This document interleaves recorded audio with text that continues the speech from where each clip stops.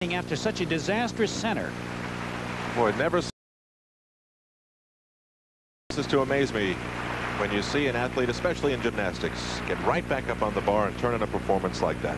This is Vladimir Artemov, once again of the Soviet Union. After 4 apparatus, he was in 4th place. Well, he'll wail away a little bit here. Peach basket to a handstand. Gordon Zhujichang scored 9.25. That will certainly remove him from the lead. No question. Artemov does a Stitz hand. Back up rise pirouette. Back straddle. Now watch, isn't that nice? For a man as stiff as I am, that's a pretty exciting move to watch. Back summy to a catch. He really appears to be perfectly at home on the parallels. Very comfortable exercise. Nicely done on the dismount by Artemov. Only 1 more apparatus to go after this 5th rotation. Here's Li Ning.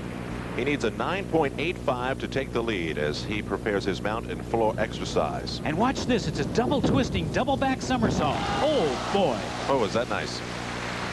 He is so explosive. Here comes another double back. This time in the pike position. Oop. Very close to the boundary. I can't see the judges. I think he was in bounds. If he touches, it's a 10th of a deduction. Artemov's score 9.85. He's moved up a notch to 3rd. Ning does his flares to a handstand, back down to a press. Now he sort of had a second seat there in his scissors or in his straddle. You heard the crowd react. They were reacting to a great performance by Lu Yun on the parallel bars as the competition continues all over the arena. And they may have a reaction left for Li Ning when he's finished as well. And there's no question about it. With Zhu falling off the high bar, the door is really open for this young man. Now here comes another double. A little hop on the end, but that's really a nice exercise. Going to be in the high 9s.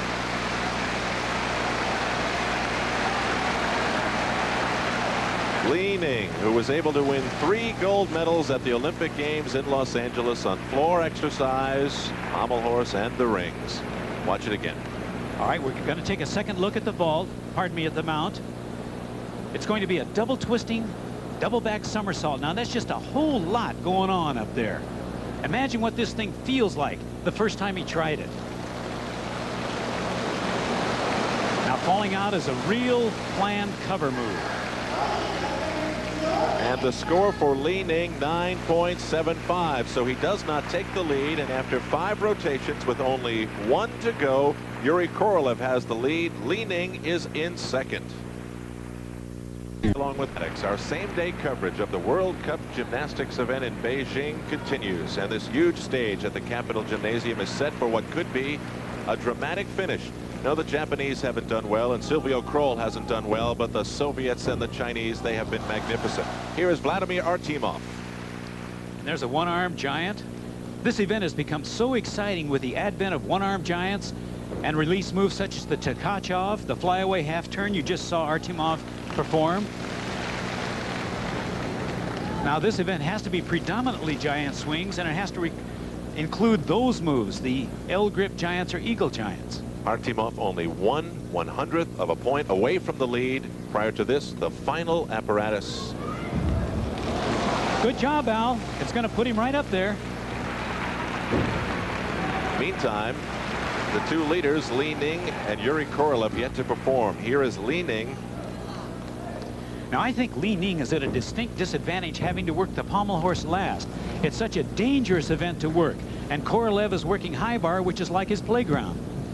Artemov's score a 9.7. That means Li Ning needs a 9.6 to take the lead away from the Soviet gymnast.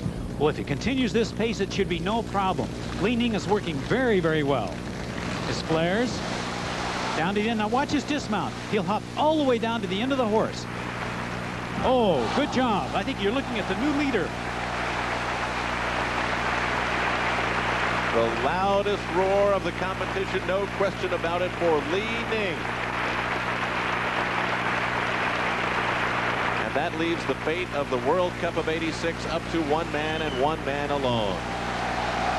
Yuri Korolev, and the crowd is waiting anxiously to see what he is able to do. In the meantime, Li Ning takes some well-deserved plaudits from the crowd. 9.85 to take the lead. And as it is so often, a matter of nerve, a matter of numbers. Almost boos from the crowd for Yuri Korolev as he climbed to the platform to mount the horizontal bar. He is the final performer in the 7th World Cup. He needs a 9.85 to win and a 9.8 to tie his old nemesis, Li Ning. And Korolev's exercise, when compared with the other athletes in this competition, is really pretty conservative. It fulfills all the requirements, but he just doesn't take the same chances the others do. One-arm giant to Tkachov. Listen to this reaction from the crowd against this gymnast from the Soviet Union. And they're so into friendly competition here. This really surprises me. He's into it and out of his Eagle Giants. Very conservative front summy recatch. And he'll probably be showing you a layout double flyaway. Very, very stock championship routine. Solid, very solid. Didn't take your breath away, though, did it? No, it certainly didn't. He did not reach for new heights. He needs a 9.85 to win. Don't bet against it. 9.8. It's a tie.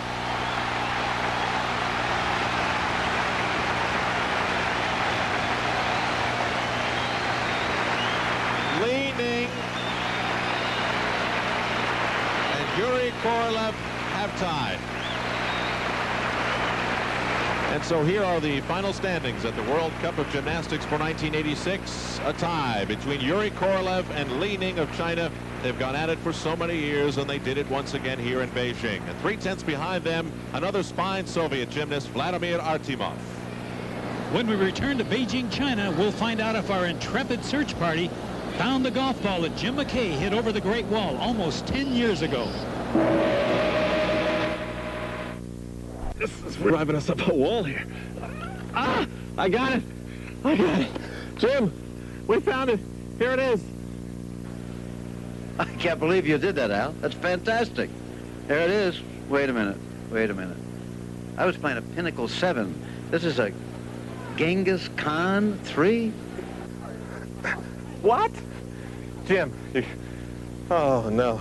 Well, I guess there's a mile or two of this thing we haven't covered. We'll just keep looking. Keep looking, everybody! And as they distribute the medals here at the 7th World Cup of Gymnastics, we can tell you that we will keep searching for future champions. This will wrap up our season on ABC's Wide World of Sports, and it has been one of firsts. The first black U.S. and world figure skating champion, Debbie Thomas. The first clown princess of basketball, Globetrotter Lynette Woodard. You've seen athletes test the limits of their physical and mental endurance, racing across America on a bicycle without sleep, and running 100 miles through seemingly impossible terrain. Mike Tyson emerged as boxing's new superstar.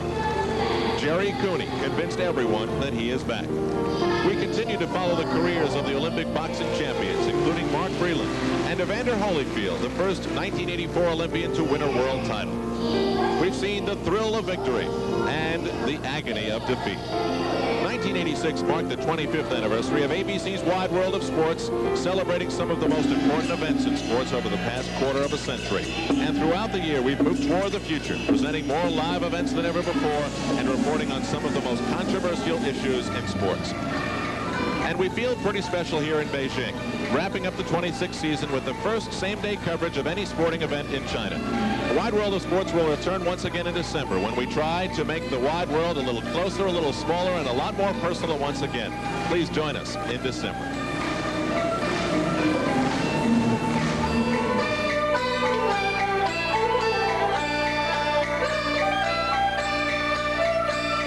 Travel arrangements made through and a promotional fee paid by United Airlines. United flies more people to Hawaii than any other airline. Nobody knows Hawaii like United.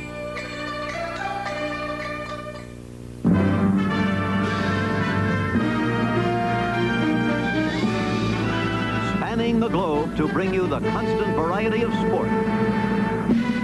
The thrill of victory.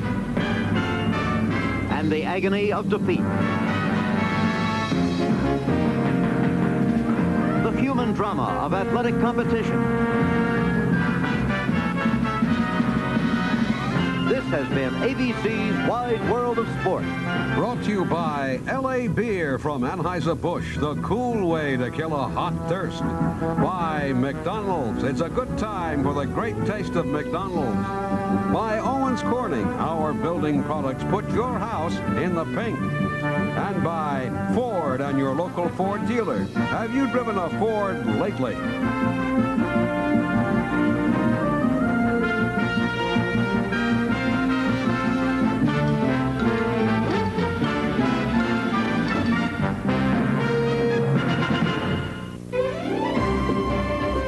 Let the games begin.